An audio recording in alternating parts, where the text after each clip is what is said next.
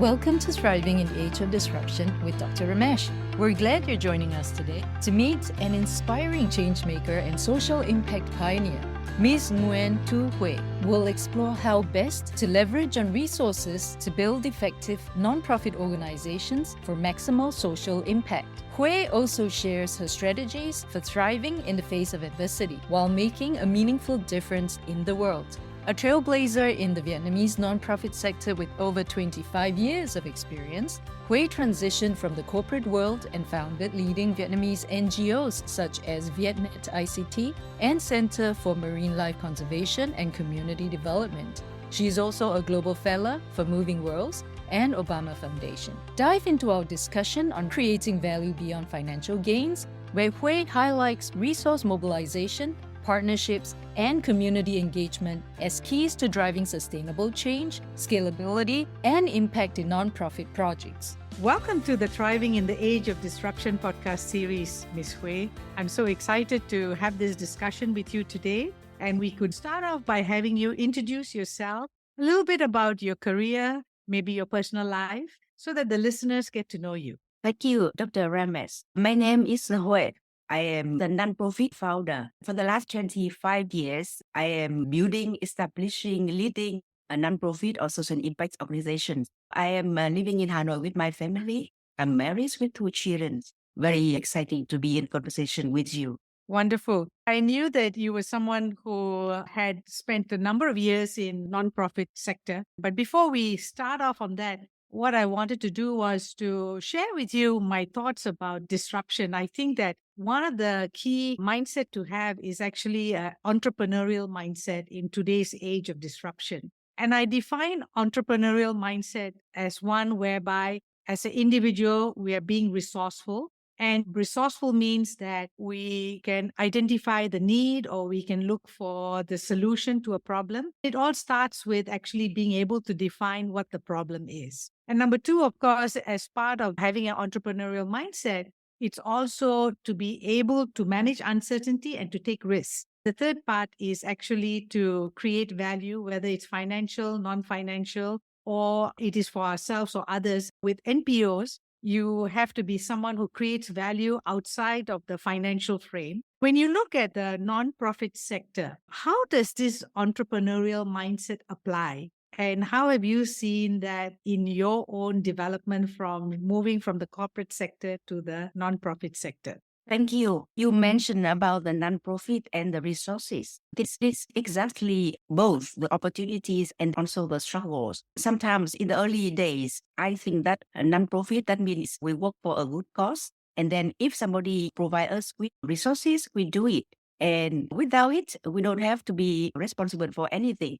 But the truth is not like this. I spent already 25 years continuously working on the sector. So I realized that when you identify the problem, the issues, and then you want to contribute to solving the problems, you automatically, as a nonprofit leader, look for the resources, be able to mobilize not only the finance, but also talents, volunteers, and social capitals. Being resourceful, taking care of your own finance, but the issue is the community you serve, and not only your own resources, but the community and other people's resources. So entrepreneurship and entrepreneurial mindset is applicable to us. It's become very essential mindset of the nonprofit. I love the way you defined the old paradigm in NPO sector, which was we are here to contribute towards a good cause. And if we get the resources, we'll do it. If we don't get the resources, we don't do it. And now when you look at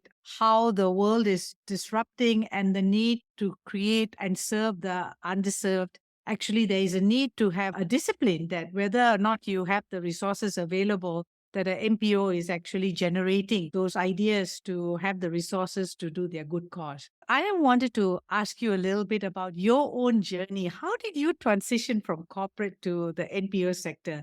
And 25 years ago, you're an early leader in that space. At first, it's not my choice, but my chance. I was recruited in a U.S. law firm branch in Hanoi.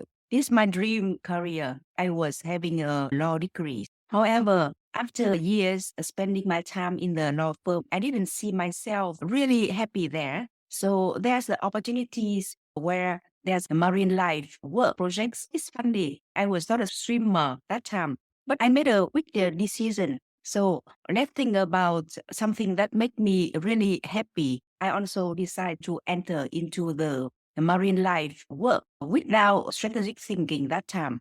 Because 25 years old, I just, okay, if I'm not happy here, I should find some meaningful works. But the more I enter into the non-profit sector, the more I see that my legal background, my discipline and the governance, and then the learnings from the corporate sectors also very meaningful, very helpful.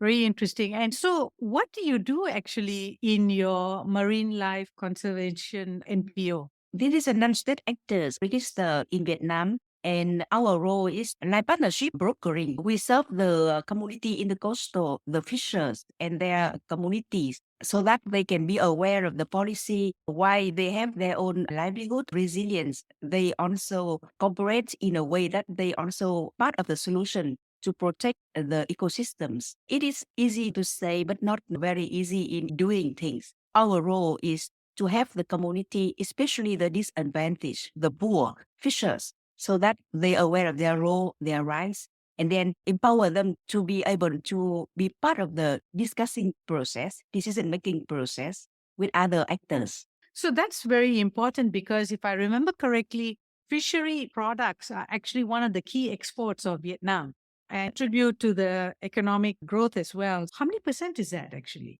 Yeah, it's very significant. I remember that the fishery export alone already achieved about 9 billion US dollars last year. Wow. And that is very significant. And itself directly about 2 million people who are connected in the value chains, the one who do other jobs. But we can talk about 5 million people directly associated with the fisheries in the country. And we are very proud that Vietnam is ocean countries. We have a long coast. Yes, that's true.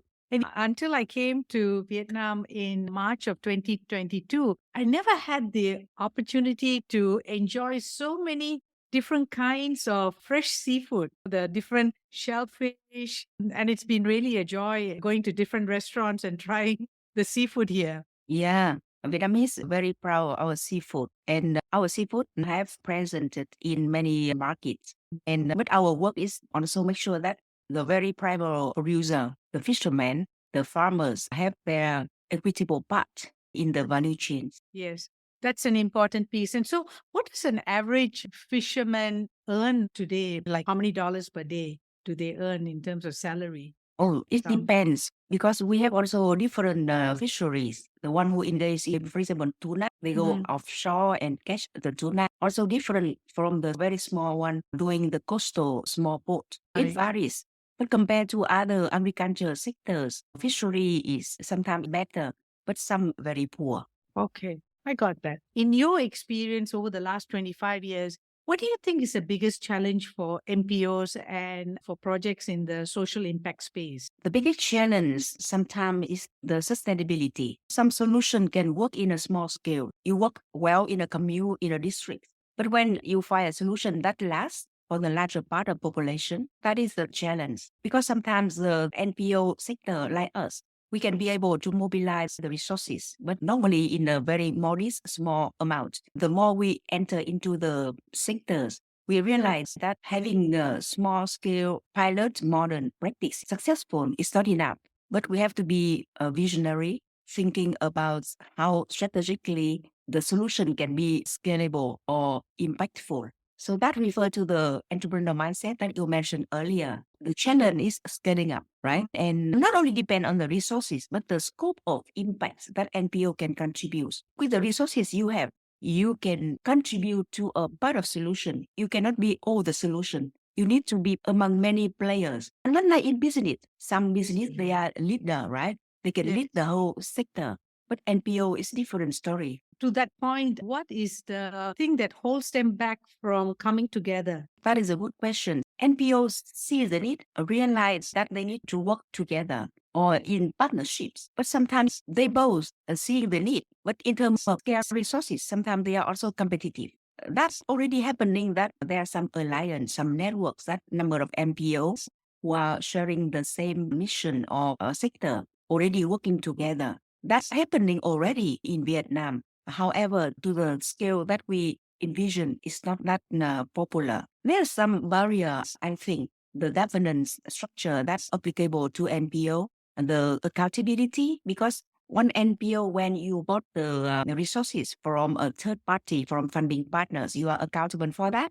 And when you are working with others, sometimes the level of governance, the level of leadership, and the cultural issues may be not ready for you to get into a marriage or the partnership. That's right. This has been a really insightful discussion to understand a little bit more about the challenges of the NPO sector in scaling up. I'm looking forward to actually discussing this further offline with you to see how we can make a bigger impact together.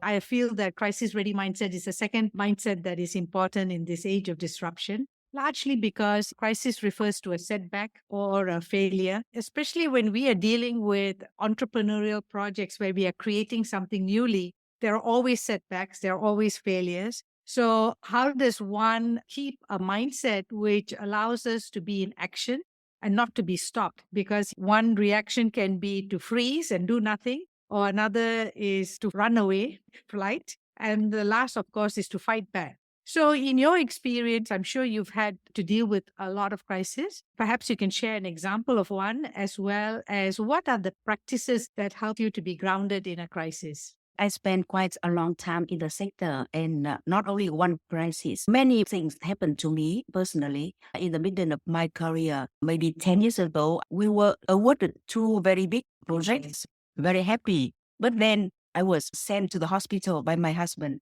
And that time, this is really crisis. And then I have to think about resilience. So develop resilience become part of my vocabulary. And professionally, number of crises. For NPO, you mobilize resources, but it does not mean that you have to give too much for your own development.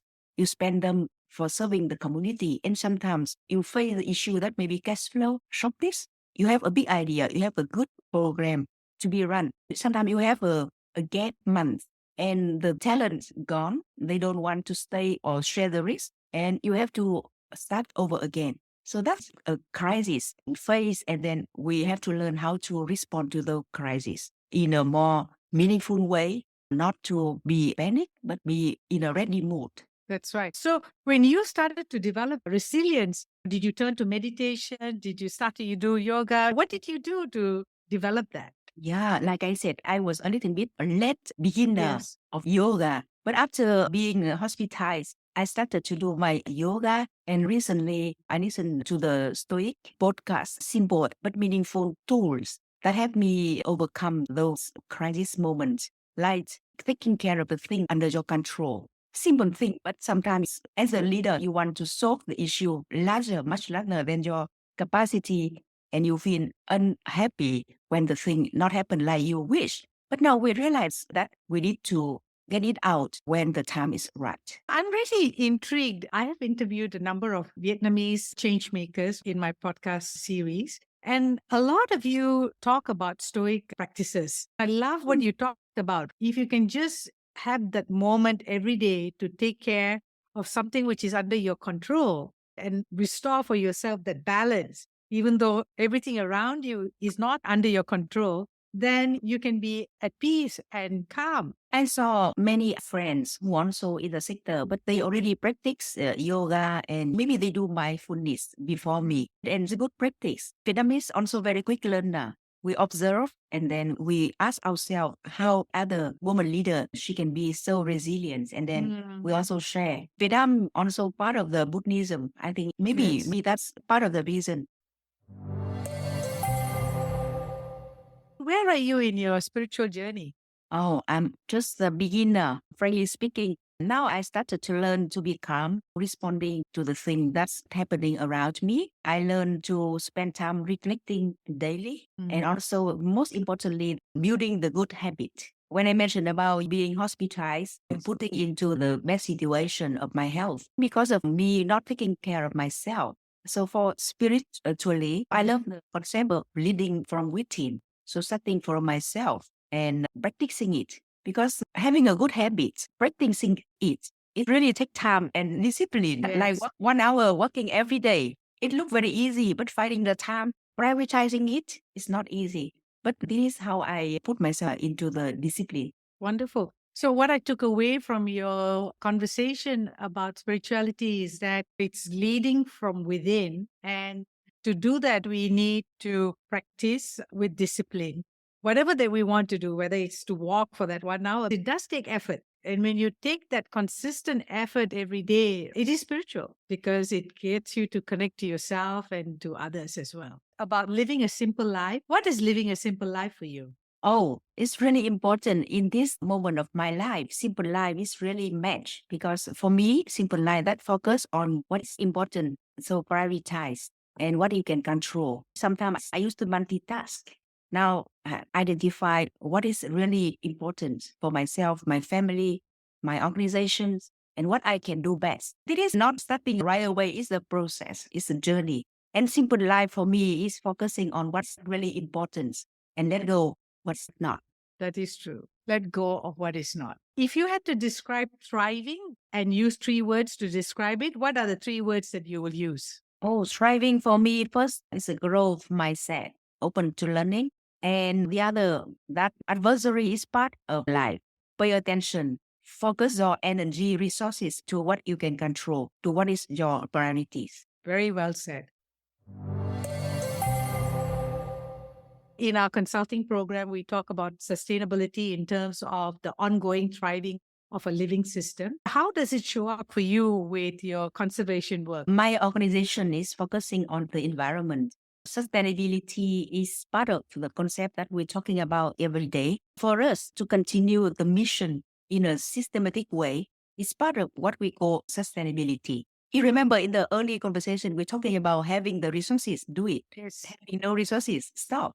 But sustainability means that you have to find all ways to continue the good cause, the good work that you already defined, and be innovative, be creative. The sustainability concept is in our organization. If you work for 1 year, 2 years, 5 years, it's okay. But 25 years is something really sustainable. Yes, it is an achievement. Congratulations. Thank you. What would be your message for emerging women leaders who want to enter the NPO sector? Yeah, there's wisdom from the woman who go before us. So to emerging women leaders, I would like to convey what I've learned. Be yourself, develop yourself, take care of yourself, and teach others to do the same. Be principled and accountable. Especially, please allocate enough time for your own reflection and let go what is not under your control. Very good. I love this. Being a woman leader is also a privilege, a lot of opportunities, a lot of challenge. But like I said earlier, challenge is part of life. It's also how we react to that challenge. Also part of the learning journey that we develop our resilience. That's right. Thank you very much. This is the fun part of the interview. I'm going to ask you some questions. Just tell me what comes to mind. What's your favorite book? It's Becoming from Michelle Obama. Oh, lovely. You were part of the Obama Fellowship, right? Which year did you do that? Can you share your Yes. key takeaway from that? Being a leader, being connected is very important to a larger network. So that is key takeaway I got. I was in a network of so many other talented leaders. My leadership can be reflected in the story of others, and we learn from each other. And what's your favorite travel destination? Bali, Nice. If you could have dinner with anyone in the world, who would it be? I was having dinner with the President Obama once already. I think you, Dr. Ramesh, like I said from the beginning, you are my idol. I love the way Really? you developed your career. And this idea also of excellence since 2021. I really want to have a deeper conversation with you, exploring the journey and the thing that very much related to us as the women leaders. Wonderful. Thank you very much. What is the most unusual food that you have eaten? Oh, I don't know if I upset you, but once I have one intern, he's the Swiss. But for some reason, he insists me to come to the nearby Indian restaurant. Yes. I went there and I choose by random. I don't know what's the content. I just choose from the menu. And it turned out that I can eat only 50% of what I chose. I should have researched before because it's very rare opportunities for me to test the new food. Okay, so I'll have to warn you beforehand if I'm going to take you to exotic places, especially Indian restaurants. If you can have a superpower, what would it be? Superpower. Yeah, actually, I have my secret that I have a number of words that in the moments that I need the superpower, I just whisper the words. Of course, I will not disclose you, but the words are very strong. I used them when I was very small until now. I think in some places they call it like a mantra. You say it to yourself Oh, to give yourself confidence. Wow, yes. really great. And what's the best advice that you've received? Oh, it's from one of my friends who came back from Russia 30 years ago. He said, well, Vietnam has very long coast. Whatever you do with the coastal, you will never be out of jobs. Just do it. Yeah. So that is good advice. Yeah, that's true, given what you've been doing for the last 25 years. And what's the Yes. worst advice you've ever gotten? Oh, the worst advice. Some of my other friends inspire me to become a dancer. And I think this is not a very good advice. I was trying, but my husband doesn't find it a good idea. I see. Okay. I've enjoyed this discussion. So thank you very much, Ms. Hue, for joining me today and sharing your experience as well as your aspirations for the future. Thank you, Dr. Ramesh. See you Soon. And we are going to catch up for our dinner. Yes, thank you. Thank Bye-bye. Bye bye. Thank you, Dr. Ramesh and Hue, for sharing your invaluable insights on adopting an entrepreneurial mindset to address social challenges effectively. Whether you're an aspiring entrepreneur or investor, looking for inspiration to overcome the challenges in your life, or simply curious about the stories that shape the change makers of our world, this podcast series is your gateway to a world of insight and inspiration. Be sure to subscribe to the Thriving in the Age of Disruption podcast or follow Dr. Ramesh on LinkedIn and other social media so you too become a part of Dr. Ramesh's Thriving Network.